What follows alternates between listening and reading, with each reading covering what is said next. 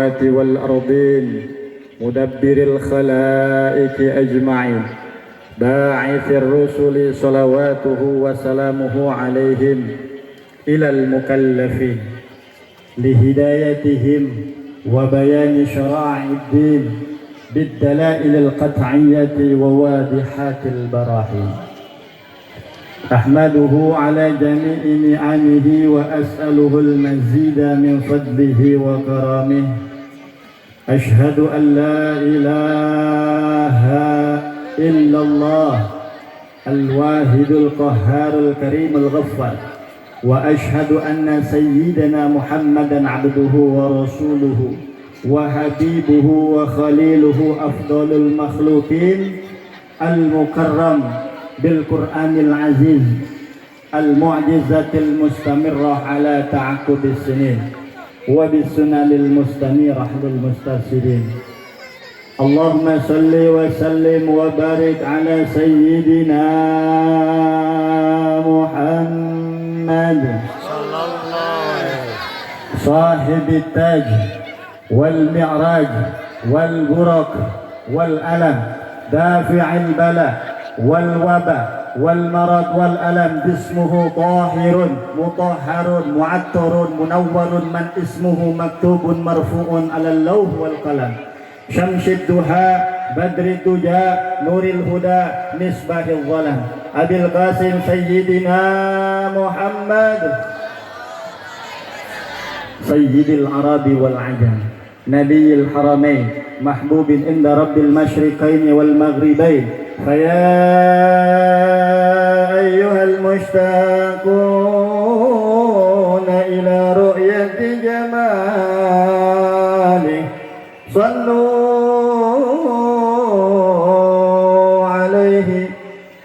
صلوا عليه وسلموا تسليما. اللهم kita selawat bareng-bareng sama Nabi. Allahumma salli ala sayyidina Muhammadin tibbil qulubi wa dawaiha.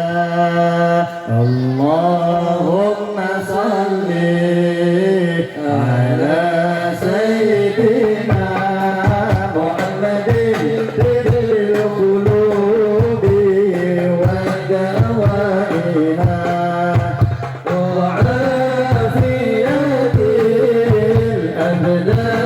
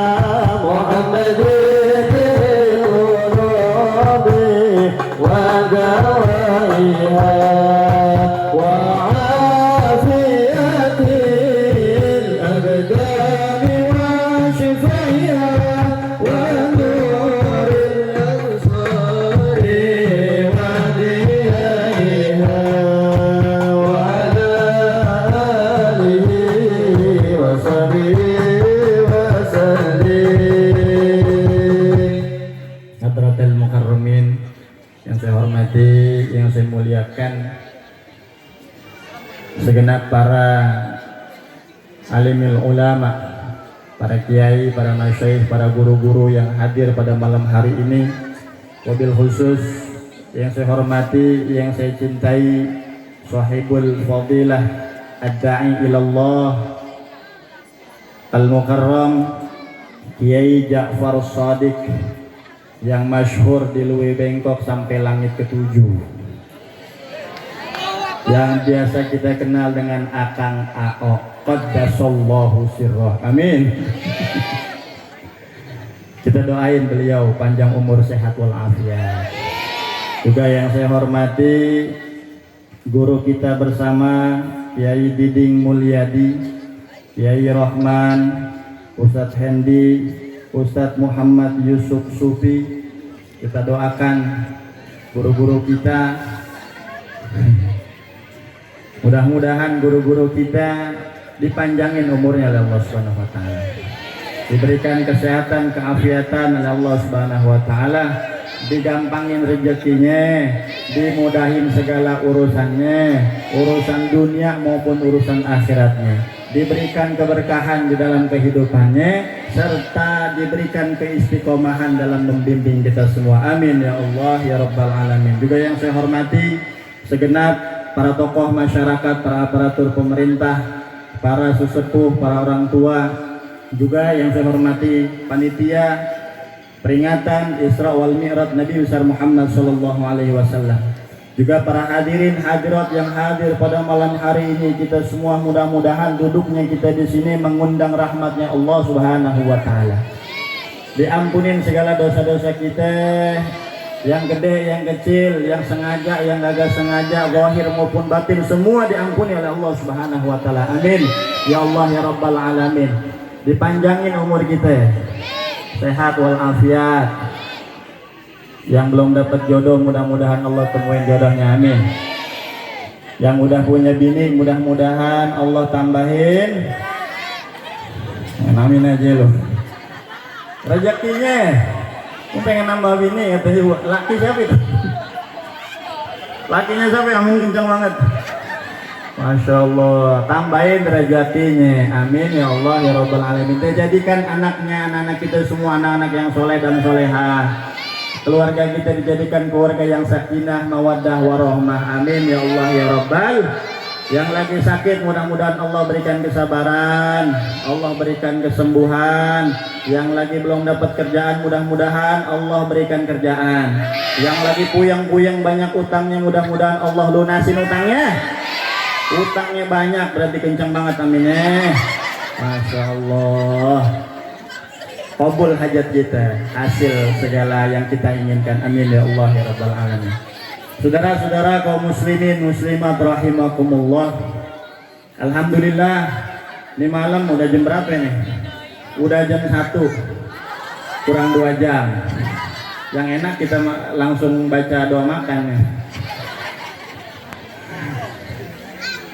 Masya Allah. Kita kumpul, duduk bareng, kumpul bareng di majelis yang mulia model begini. Ini kadang-kadang kita kumpul model begini Bu, kok ya. Ini ceramah 2 bahasa. Tadi yang bahasa Sunda udah, sekarang bahasa Betawi. Mohon maaf, Al Fakir dari Jakarta nggak bisa bahasa Sunda Bu ya. Kita duduk di sini, ini malam, ini yang begini nih berat. Yang kadang-kadang kumpul model begini susah, rada susah. Kenapa? Sebab kata Rasulullah, huffatil jannah bil makarih wa huffatin nar bisyahwat. Mohon maaf, yang namanya surga itu kata Rasulullah diliputi dengan perkara-perkara yang kagak enak. Surga itu diliputi dengan perkara-perkara yang enggak enak. Contohnya apa? Sholat 5 waktu enak apa kagak? Enggak enak. Subuh waktunya orang ngantuk, kita suruh bangun, suruh tidur. Zuhur lagi capek istirahat, suruh sholat. Terus namanya sholat kalau dipikir-pikir kagak enak. Puasa enak apa kagak? Lemes, nahan lapar, nahan haus, nahan nafsu dan lain sebagainya. Zakat apa lagi? Ngeluarin duit, iya enggak? Ngeluarin duit, paling berat. Udah, kalau yang berusaha nama duit, capek-capek kita nyari duit disuruh kerja. Nggak ada yang enak. Hadir majlis taklim, hadir majlis ilmu, enak apa kagak? Kagak enak. Penuh dengan ujian. Kadang-kadang yang kagak meriang timbul meriang. Yang kagak susah timbul susah. Udah rapi pakai kerudungan, pakai baju gamis. Yang laki-laki udah rapi pakai peci, pakai baju koko, pakai sarung. Begitu mau keluar rumah hujan. Yakin yang keluar bukan orangnya. Apa yang keluar? Tangannya. Dilihat, gerimis nih. Nih gerimis begini biasanya bakalan gede, ini gede beneran. Kagak jadi ngaji. Tapi giliran mau keluar nonton dangdut, ya gerimis. Gerimis binter juga berhenti. Mau kondangan nonton dangdut, gerimis berhenti manjur. Huffatil jannah bil makarih.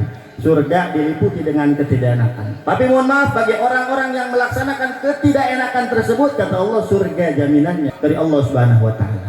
Sebaliknya, wa huffatin nar bisyahwat. neraka diliputi dengan perkara-perkara yang enak. Mohon maaf, diskotik enak, dugem ajib gitu. Sampai babi juga gua.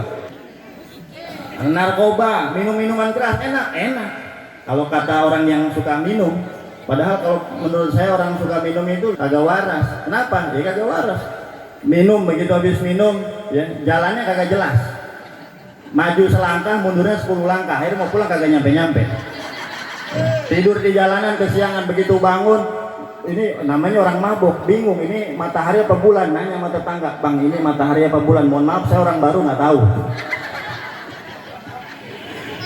Orang mabuk tuh, mabuk enak. Zina enak. Benar Bang Cecet. Maksiat enak. Tapi mohon maaf, yang namanya yang enak-enak itu diliputi oleh nerakanya Allah Subhanahu wa Ta'ala. Makanya mohon maaf, ngaji begini nggak enak, ibadah nggak enak, hadir majlis taklim nggak enak, hadir majlis ilmu nggak enak. Tapi bagi kita yang melaksanakan, jika kita paksakan, kita laksanakan, surga jaminannya dari Allah Subhanahu wa Ta'ala. Makanya kita bersyukur sama Allah nih malam, Allah Subhanahu wa Ta'ala pilih kita menjadi orang-orang yang diringankan kaki kita untuk melangkah dari rumah kita masing-masing menuju tempat pengajian. Alhamdulillahirabbil alamin. Yang mana kita kumpul malam ini tidak lain tidak bukan hakikatnya kita mengagungkan nama Allah, memuliakan nama kekasihnya Nabiyunal Mustafa Muhammad, dan sekaligus kita memperingati yang namanya Isra wal Mi'rajnya Nabi kita Muhammad sallallahu alaihi wasallam. Ibu dan bapak yang dirahmati Allah Subhanahu wa Ta'ala, ngomongin Isra wal Mi'raj sebenarnya tadi udah dibahas panjang lebar, saya cuma nambahin dikit doang. Isra secara bahasa itu artinya jalan malam, ya. Jadi kalau ada orang jalan malam-malam itu namanya lagi Isra, benar? Mau kemana ke lagi Isra? Ya, ada anak muda malam minggu ya melancong ke rumah ceweknya, ya ditanya mau kemana? Mau Isra. Mak-mak berantem sama lakinya, gumbrang-gambreng, sewot pergi keluar rumah bawa gembolan, jalan tengah malam, tuh namanya mak-mak lagi Isra. Jadi secara bahasa Isra itu jalan malam. Secara istilah beda lagi.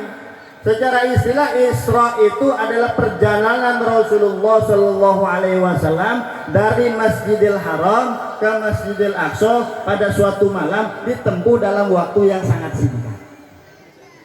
Sangat singkat kok bisa? Isra wal Mi'raj ini ukurannya bukan ukuran otak, tapi Isra wal Mi'raj adalah ukuran iman. Isra wal Mi'raj ini bukan peristiwa yang tidak bisa diterima oleh otak, tapi otak kita yang kekecilan buat terima peristiwa Isra wal Mi'raj. Nggak sanggup gitu, nggak kuat. Ya, kenapa? Karena ini maunya Allah Subhanahu wa Ta'ala. Nabi maka gak bisa, makanya ayatnya jelas, Subhanalladzi asra bi 'abdihi laila minal masjidil haram ilal masjidil aqsa. Maha suci Allah yang telah memperjalankan hambanya. Ingat kalimatnya, memperjalankan. Berarti Nabi jalan sendiri apa ada yang jalanin? Ada yang jalanin apa jalan sendiri? Siapa yang jalanin? Allah. Yang dijalanin siapa ya? Nabi kita Muhammad sallallahu alaihi wasallam. Kalau ukurannya otak agak nyampe. Masjidil Haram, Masjidil Aqsa, jaraknya begitu jauh. Kalau ditempuh Bu, waktu itu jarak ke dari Masjidil Haram ke Masjidil Aqsa, kalau ditempuh perjalanan normal naik onta, itu kurang lebih 3 bulan baru nyampe.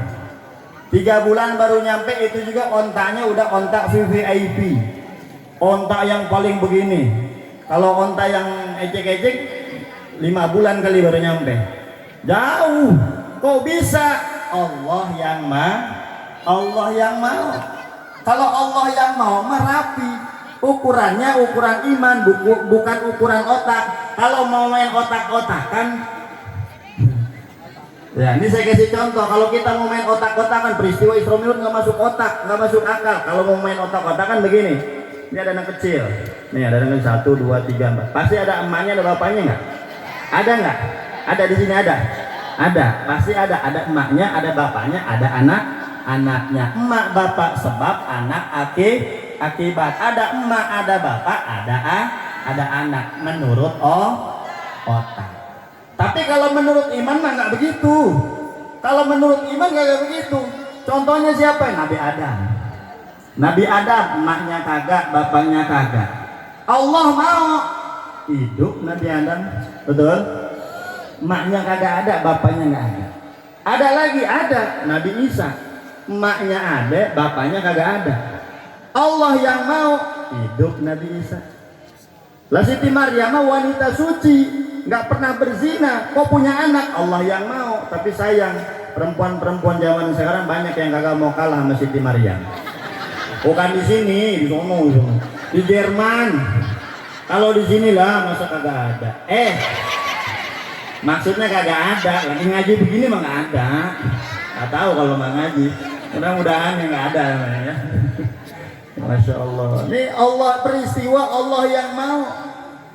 Perjalanan yang begitu jauh ditempuh dalam waktu yang singkat, ukurannya iman. Makanya pesan Isra wal Mi'raj di malam pertama, pesan Isra wal Mi'raj ini adalah jaga keimanan kita. Iman harus kita jaga, akidah harus kita kuatin, warisin kepada anak-anak kita. Kenapa? Sebab iman adalah intan yang paling berharga, mutiara yang paling mahal. Maka harus kita lestarikan. Tapi yang namanya menjaga iman itu berat, Bu. Bang, berat. Jaga iman itu berat, banyak godaannya. Kadang-kadang kita mau ibadah digoda lagi, kagak jadi lagi. Buat bapak-bapak nih, kapan iman itu digoda? Tahu? Iman itu digoda kapan? Mang Ocon? Jam 4 subuh. Iman laki-laki diuji sama Allah jam 4 subuh. Kenapa jam 4 subuh? Iya, begitu mau bangun, geledek gede, hujan gede, angin kencang, listrik mati. Begitu nengok lihat bini, utangnya deblek, dasternya naik atas. Itu kalau yang kagak kuat imannya, kagak jadi lagi ibadah. Tapi bagi yang kuat imannya, dia lempar selimut, dia bawa sejadah, dia pergi ke musola. Kalau yang kagak kuat ya udah tidur lagi urusan. Ya, azan dia lewat dah. Ya, makanya ini jaga iman susah. Iman zaman sekarang nih, apalagi di kita nih hidup di akhir zaman begini, tantangannya berat. Ya, mulai dari yang kecil sampai yang tua, semuanya pada main HP aja, HP. Betul, Bu? Ini lagi ngaji begini, HP mah kudu aja dibawa.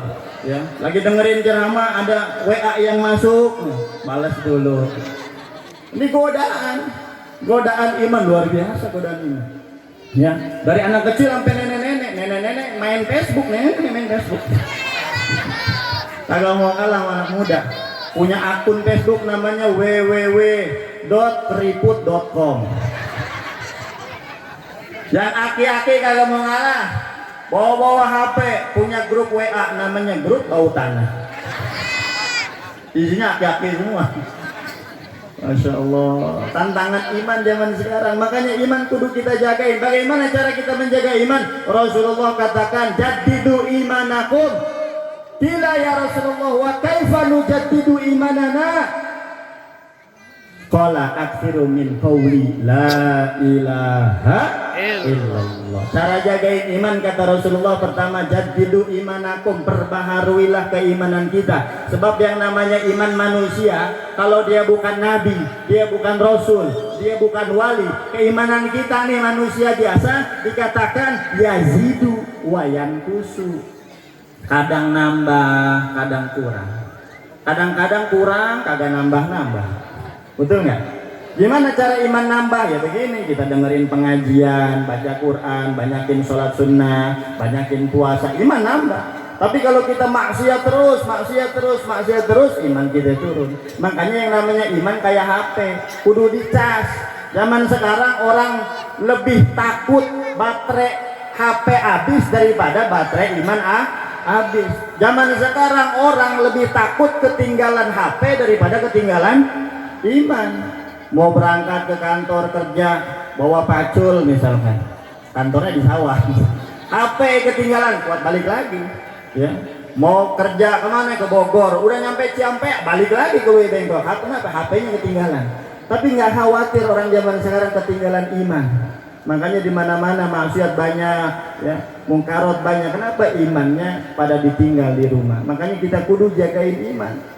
Ya. Makanya anak-anak zaman sekarang tuh nyanyian iman, nyanyian akidah tuh udah banyak dihilangin. Zaman dulu nyanyiannya juga nyanyian akidah, nyanyian iman, nyanyian kepercayaan kita kepada Allah, menguatkan akidah, diajarkan dari anak kecil begini. Bagaimana? Biasanya kalau mau sholat, menjelang sholat diajarin tuh di musola, di masjid, baca pakai speaker yang kencang, speaker yang kencang. Katanya tadi speaker zaman sekarang nggak boleh kencang-kencang. Dibaca wujud tidamba kok mukhalafatul fil hawadisi qiyamuhu binafsihi niyat kudrat iradat ilmun ayat basur kalan qadiran aliman hayyan basiran.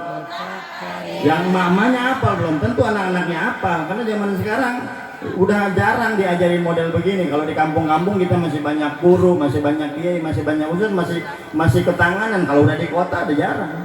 Cara luwih bengkoknya ayah hebel langgeng beda jeung kabeh yo menang kalawan zatna hiji Allah dina zatna hijina sifatna hiji samalanana kawasa kersa Allah no rukna ngadangu ningali sasauran bukti Allah kersa uninga Allah dirupna bukti nu ngadangu nu ningali nu dadauh jadi sadayana jibna. Kan enak kalau diajarin setiap masjid sebelum sholat atau sambil nunggu azan dibacakan syair-syair akidah. Zaman sekarang akidah kita udah mulai banyak tergerus.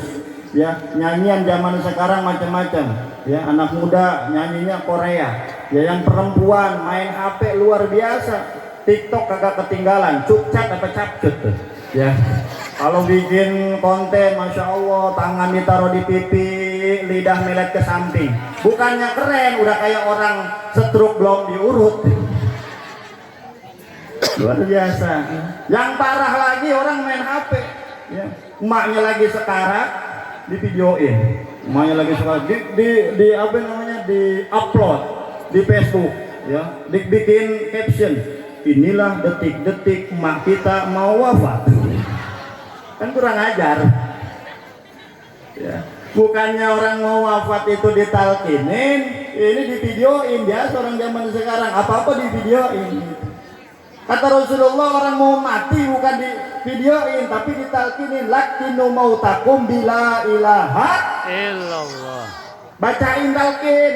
Ini anak-anak zaman sekarang kagak kenal talkin. Ya begitu emaknya lagi sekarat, mak nyebut, akhirnya emaknya but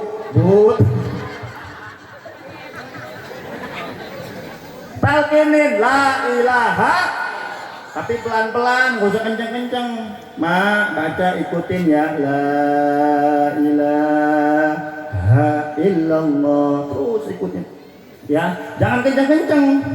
Kalau kenceng-kenceng la ilaha illallah, emaknya yang lagi sekarat nyaut tiada Tuhan selain Allah. Ya, Masya Allah, jangan kenceng-kenceng, pelan-pelan. Ma ikutin la ilaha illallah. Nah, kalau emaknya udah nyaut, lepasin. Jangan diterusin la ilaha illallah, la ilaha illallah. Emaknya bangun, beseknya mana? Masya Allah. Iman pertama Ya, pesan daripada Isra Mi'raj yang kita adain, yang kita peringatin di malam, jagain iman kita, jagain iman anak-anak kita. Zaman sekarang ngejaga iman itu susah. Ya, makanya Rasulullah Shallallahu Alaihi Wasallam menganjurkan kepada kita perbaharui iman, cas terus iman kita, jangan sampai iman kita merosot sampai akhirnya kita melakukan maksiat dan jauh dari Allah Subhanahu Wa Taala. Kemudian setelah Rasulullah jalan daripada Masjidil Haram ke Masjidil Aqsa, naik, namanya Mi'raj. Ya, makanya ini perjalanan Rasulullah ini sangat jauh, 3 alam tembus. Alam nasut, Masjidil Haram, Masjidil Aqsa, namanya alam manusia, alam fisika, alam indrawi. Siapapun bisa, cuman waktunya mungkin yang nggak bisa. Ya, mungkin bisa agak cepat naik pesawat. Rasulullah naik buruk. Alam nasut, alam manusia. Alam yang kedua, Aqsa, langit pertama, kedua sampai ke-7, namanya alam malakut, alamnya alamnya malaikat. Manusia nyampe ke sana agak nyampe. Alam yang ketiga, langit ke-7, ya, sampai aras, lewat Sidratil Muntaha, Rafrafil Akhdar, namanya alam lahut, alam ketuhanan. Jangankan manusia, malaikat juga kagak nyampe. Makanya dalam kisah Isra wal Mi'raj, ketika sampai batas langit ke-7, Jibril hand up, nyerah, angkat tangan, ngomong sama Nabi Muhammad, sampai sini aja aneh nganterinnya ya. Jangan begitu Jibril, kan kita CS dari Makkah sampai sini kita bareng, masa gua lu tinggal, ya, kita bareng dong katanya. Akhirnya apa? Ya, saya coba ya, dalam kitab Kasyifatus saja ada keterangan, ya, bahwasanya Jibril mencoba untuk melangkah, baru selangkah malaikat Jibril terasa terbakar dengan cahaya kehebatan. Akhirnya nggak jadi, wahai Nabi, lanjutin sendiri. Ya, sampai akhirnya Nabi naik ketemu dengan Allah, ngucap salam sama Allah Subhanahu Wa Taala. Bagaimana salam Rasul kepada Allah? Sebagaimana yang kita ucapkan dalam tahiyat, at-tahiyatul mubarakatus sholawatut thayyibatul ilah. Dibalas salamnya sama Allah buat Nabi, assalamu alayka ayyuhan nabiyyu wa rahmatullahi wa barakatuh. Nabi merasa sayang sama kita, nggak pengen makom salamnya Allah ini cuma buat Nabi, keselamatan atasmu wahai Nabi, keberkahan dan lain sebagainya, nggak mau cuma sampai Nabi. Tapi Nabi pengen salamnya ini nyampe juga buat kita, umatnya Nabi Muhammad SAW, wabil khusus yang soleh dan solehah. Bagaimana salamnya Nabi? Ketika Allah menjawab salam Nabi menjawab lagi, assalamu alayna wa ala ibadillahis sholihin. Keselamatan buat saya dan buat seluruh hamba-hamba Allah yang soleh. Makanya kalau kita pengen dapat makom salamnya Allah, jangan pernah tinggalin sholat 5 waktu. Sholat 5 waktu awalnya nggak 5 waktu, 50 waktu.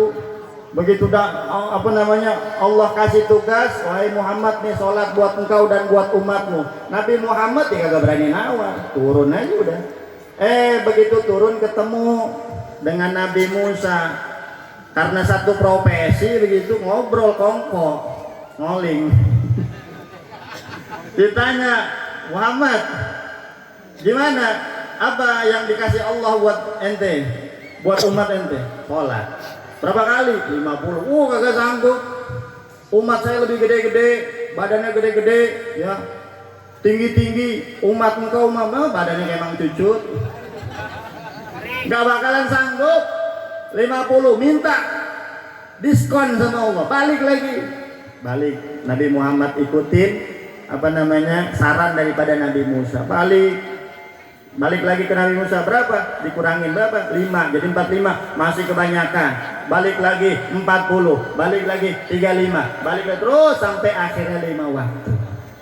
Ya, 5 waktu juga kata Nabi Musa, wahai Nabi ini masih kebanyakan, umatmu nggak sanggup.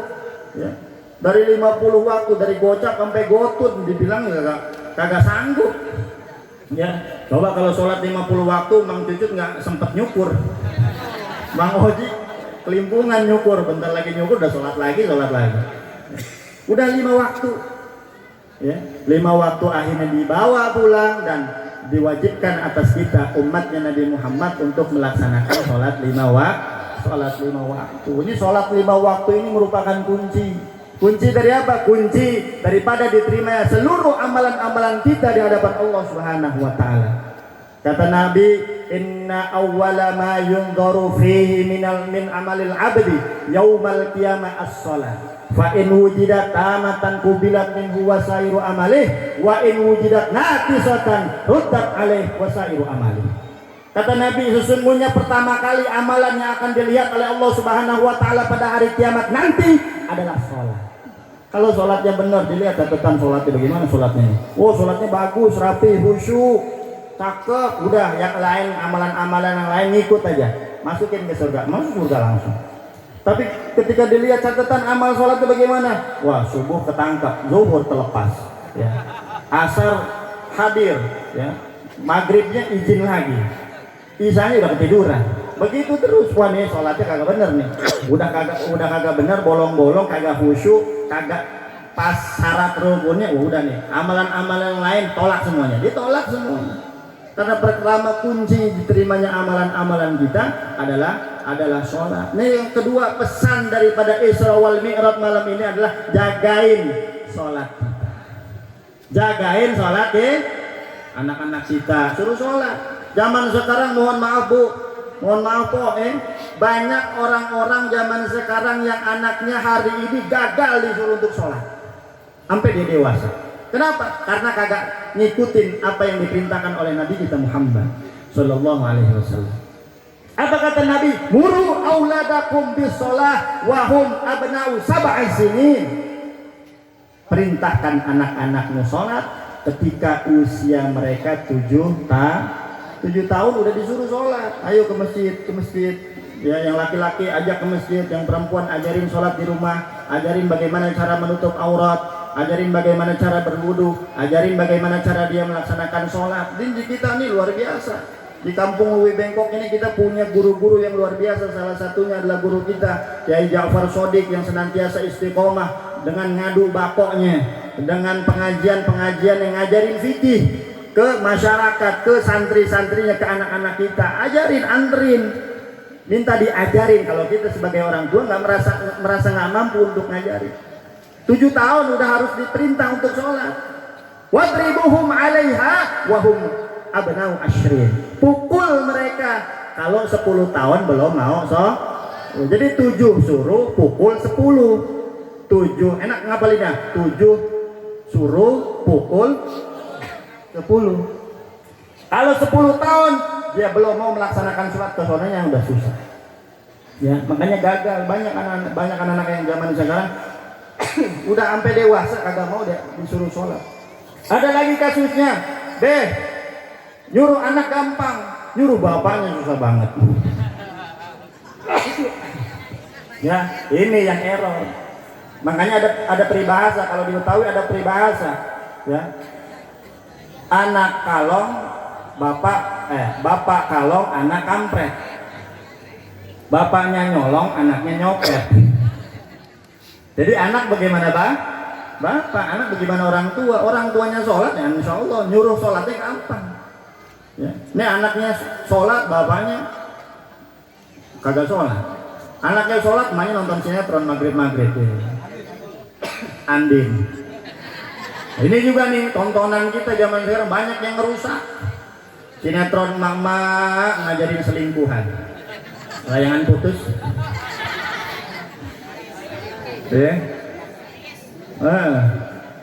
Sinetron remaja ngajarin pacaran, ngajarin tawuran. Ceritanya doang anak sekolah, isinya pacaran sama tawuran. Ya. Disuruh sholat susah kalau tidak dipraktekkan apa yang diperintahkan Rasulullah Shallallahu Alaihi Wasallam. Makanya jagain sholat kita, jagain sholat anak-anak kita. Sebab kata Nabi, man hafadha ala sholati akramahullah bi khamsi khisalin. Siapa orang yang menjaga sholat 5 waktu, Allah kasih dia dengan 5 kemuliaan. Apa kelima kemuliaan tersebut? Yarfa'u anhu dikul aisyu azabal qabri wa yu'tiyahullahu kitabahu biyaminih wa yamurru ala siratal barqi wa yadkhulul jannah bighairi hisab. 1. keistimewaan orang yang suka sholat 5 waktu. Apa? Yarfau anhu dikol aish. Allah akan angkat segala kesulitan-kesulitan ketika ia berada di dunia. Zaman sekarang zaman sulit, Bu. Kesono kesini nyari duit susah, cari kerjaan susah. Sekarang ada yang baru lagi yang susah, nyari minyak goreng susah. Mereka minyak goreng mahal, begitu murah susah dicari.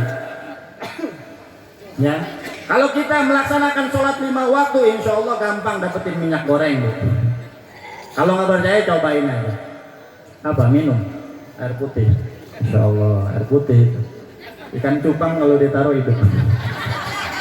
Kencing nggak berwarna. Masya Allah, jauh banget lagi air putihnya gitu.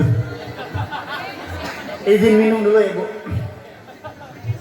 Makasih Mang Cucut, kita doain orang yang ngasih air umurnya panjang sampai kiamat kurang seminggu.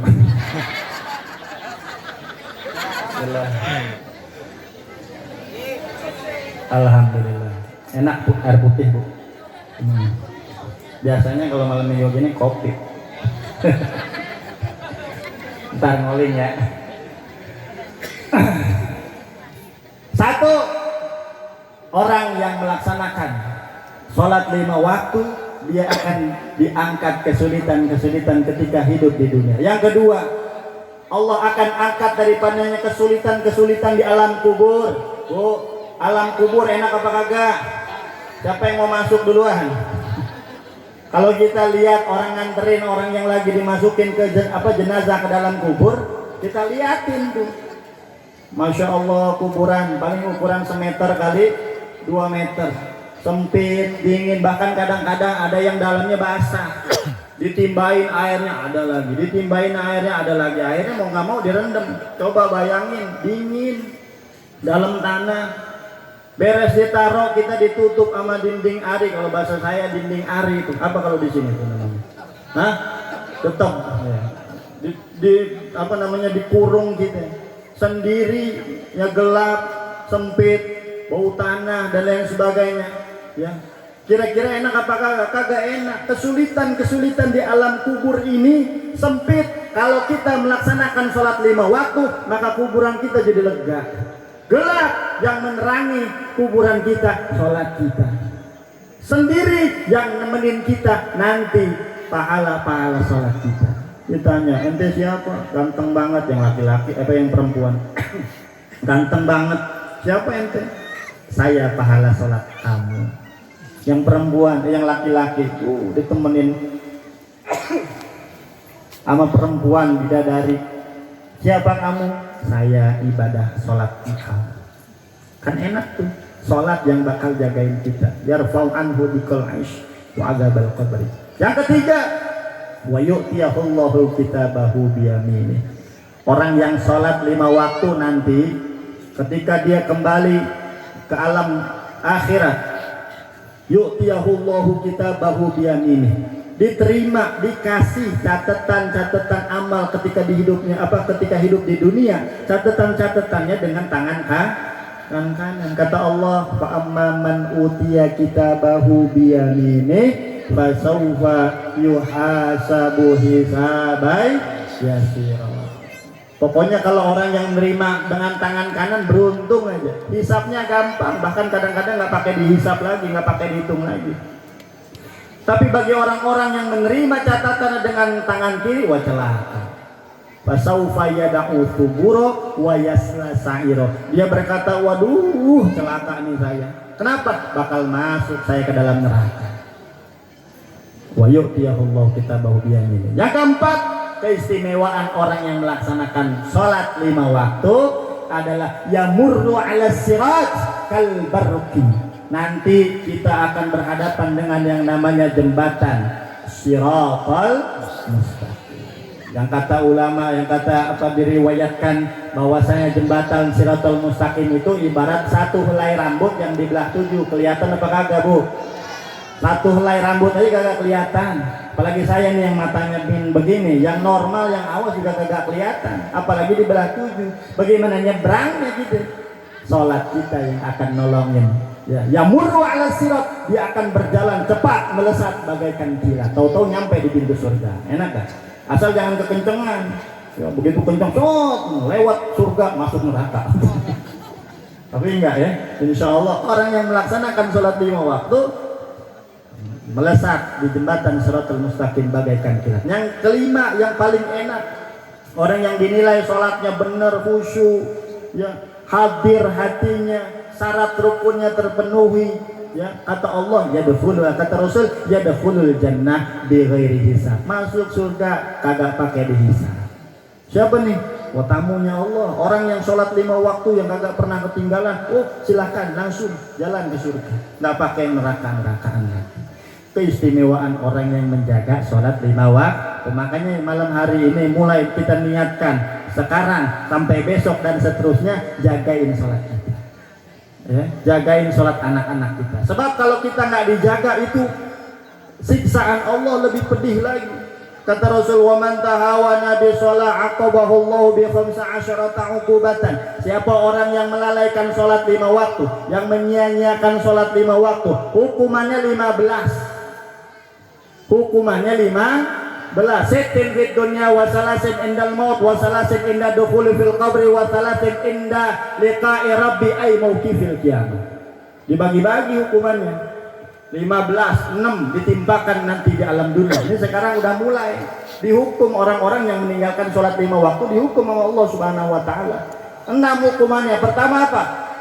Al-ula tumha simas sholihin. Tunzaul barokah min umri. 1, dicabut keberkahan-keberkahan di dalam kehidupannya. Biar kata dia orang kaya, biar kata dia banyak hartanya, biar kata mobilnya berjejer di depan rumahnya, biar kaya istrinya 4, anak 40.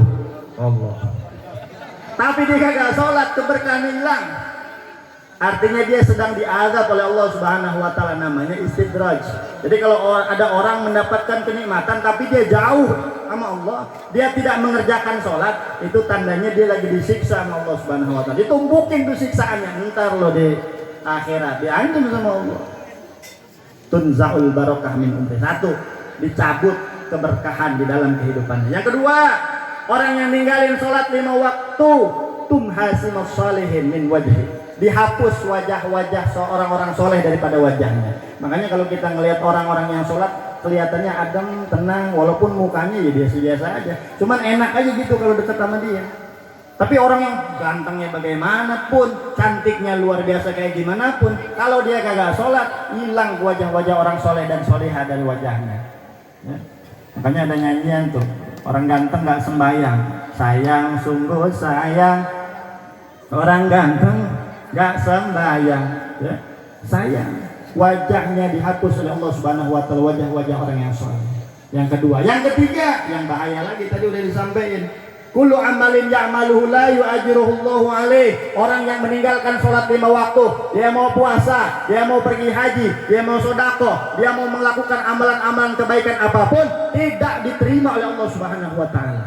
La yaqbalullahu min tariqas shalah saumahu wala shadaqatahu wala hajjahu wala zakatahu. Orang yang sholat, orang yang meninggalkan sholat, kata Nabi, gak diterima puasanya, zakatnya kagak diterima, hajinya kagak diterima, zakatnya kagak diterima, amalan-amalan yang lain juga kagak diterima. Makanya kuncinya ada pada sholat 5 waktu.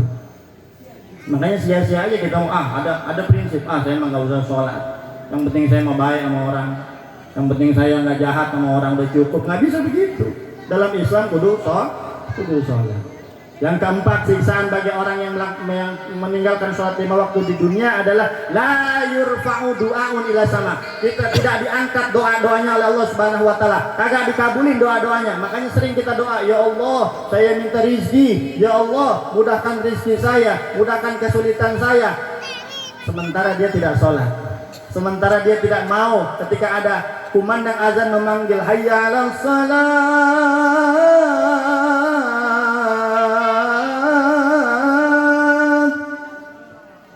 Ntar lama, apalagi isya, waktunya panjang, ntar akhirnya sholatnya terlantar. Nanti keburu mati. Akhirnya dicatat fulanah bin fulan ninggalin sholat, dicatat tuh. Bahkan kata diriwayatkan bahwasanya orang yang meninggalkan satu saja sholat wajib, meskipun dia ganti dengan 100 sholat, 1000 kali sholat yang sama, nggak bakalan cukup bisa menggantikan sholat yang sudah ditinggalkan. Makanya ada orang berpendapat kodok nggak ada, itu dosa tetap dosa. Kalau kita mazhab Syafi'i masih ada kodok. Urusan diterima apakah urusan Allah dah. Yang penting kita berusaha, asal jangan disengaja. Ya, makanya yang namanya sholat itu kagak ada udurnya. Udur meninggalkan sholat ketiduran satu. Yang kedua orang gila.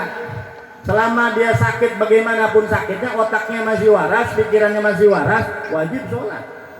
Ya, makanya sholat ada kalau nggak mampu berdiri ya duduk.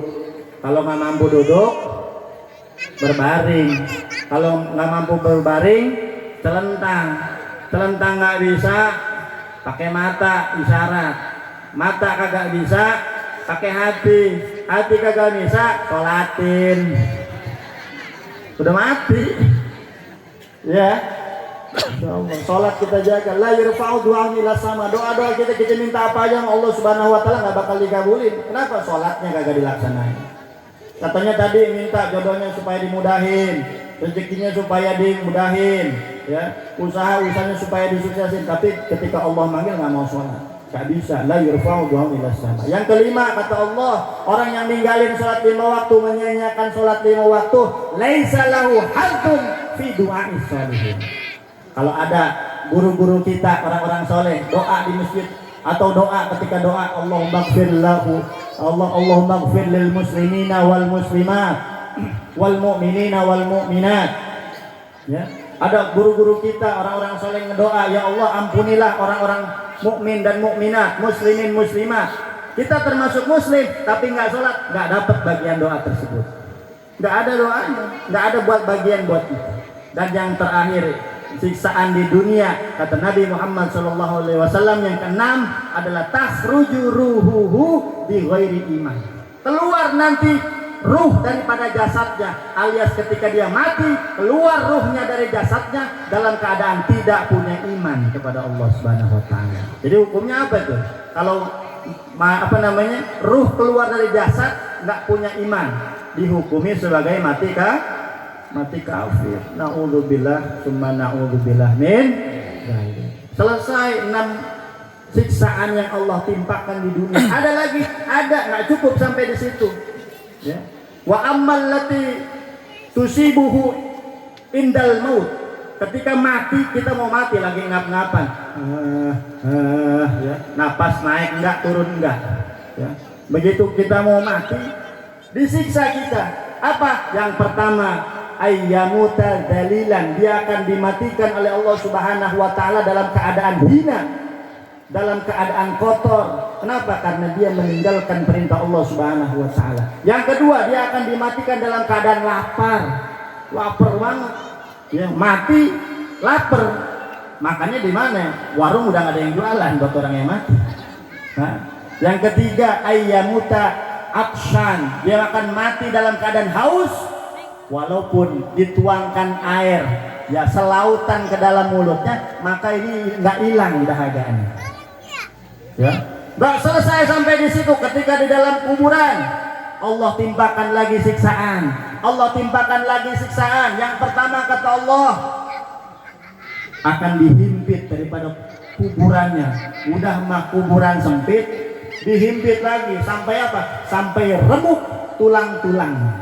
Yudayyikullahu alaihi al-qabra hatta takhtalifa adlau. Sempit kuburannya, tulang-tulangnya beradu sampai rembuk berantakan. Gak cukup sampai di situ. Siksaan yang kedua di dalam kubur, yuqadu alaihi fi qabri yataqallabu ala jamri laila wa nahar. Dinyalakan di dalam kuburnya, kuburan yang sempit, yang panas, nyala api, dibolak-balik dia siang dan malam. Gak berhenti-berhenti. Bayangin, kubur udah panas, dibakar pula siang malam, kagak berhenti. Dan yang ketiga kata Rasulullah, siksaan di dalam kubur itu yusallatu alaihi fi qabrihi su'banun ismuhu syuja'ul aqrab. Nanti kalau kita masuk ke dalam kubur, kita ninggalin sholat, ada ular gede, kepalanya botak. Ular gede lagi videoin. Ya, Ular gede namanya Syujaul Aqra, Bu. Jangankan di kuburan. Ini pengalaman pribadi saya. Saya waktu malam Rebo kemarin pulang acara dari Bogor, dari Tanah Sareal, pulang nyampe 1:30, mau tidur, baru mau tidur. Mau tidur, ya Allah, ini tidur kayak gelisah amat. Ya akhirnya geser-geser kasur, nggak tahu di kepala itu ada ular, Bu. Ular masuk ke rumah. Dan itu ularnya hitam.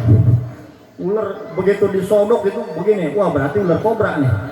Ya, itu Masya Allah, ini adrenalin naik luar biasa, ngos-ngosan tengah malam berantem sama ular. Kalau ibu sih berantem sama ular tengah malam udah biasa, kalau bagi saya berantem sama ular, bongkar-bongkar lemari segala macam. Di dunia masih bisa minta tolong, bangunin bini, Mi bangun Mi, anak-anak bangunin. Kenapa? Ada ular, ada ular.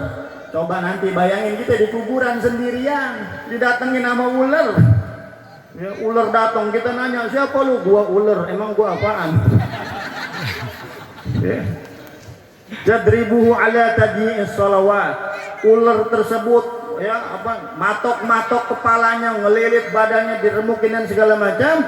Wa yastagriqu ta'dzibuhu bimiqdari awqatis salawat. Tiap azan datang, tiap azan berkumandang, ularnya datang. Tiap azannya datang, ularnya datang. Ngapain? Ya begitu. Dipukul segala macam dah. Ya.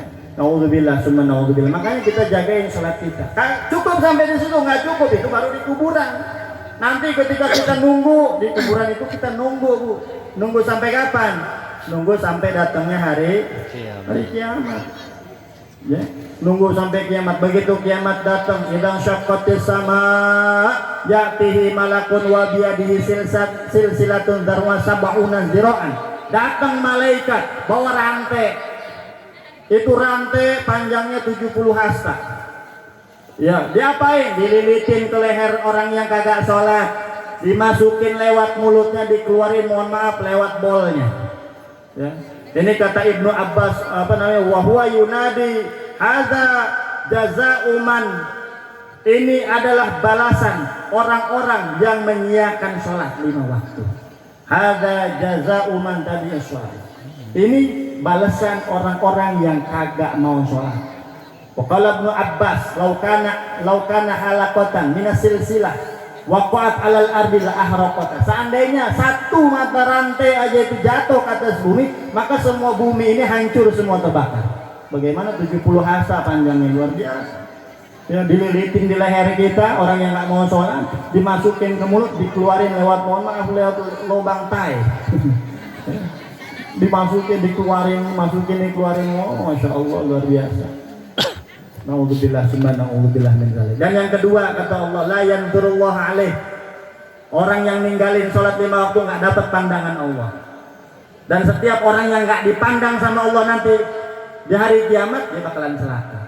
Makanya di antara doa-doa ulama-ulama kita ada tuh doa, alayallah binadra minal ain rahimah tudawi kullamadi min amradin sakimah. Ya Allah, pandanglah kami dengan pandangan kasih sayangmu. Minta kita dipandang sama Allah. Jangan sampai Allah aja kagak demen mandang kita. Kenapa? Karena kita ninggalin kewajiban-kewajiban yang Allah suruh. Dan yang terakhir, hukuman orang yang tidak melaksanakan sholat 5 waktu adalah la yuzakkihi walahu azabun alim. Allah kagak mau nyuciin, dan nanti itu baru kiamat, belum lagi nanti di neraka. Walahu azabun alim, ada siksa yang lebih pedih lagi daripada siksaan-siksaan yang 15 tadi. Makanya luar biasa, sholat ini merupakan sesuatu yang sangat penting. Jangan pernah ditinggalin. Subuh, zuhur, asar, maghrib, isya, laksanain. Ya, panggilan azannya kencengin. Gimana nggak orang kagak mau sholat sementara azan pelan-pelan. Emang bener azan nggak boleh kencang-kencang, nggak boleh keras-keras, nggak boleh azan kencang-kencang, mau ngoceh. Begitu mau azan kencang-kencang, keras-keras juga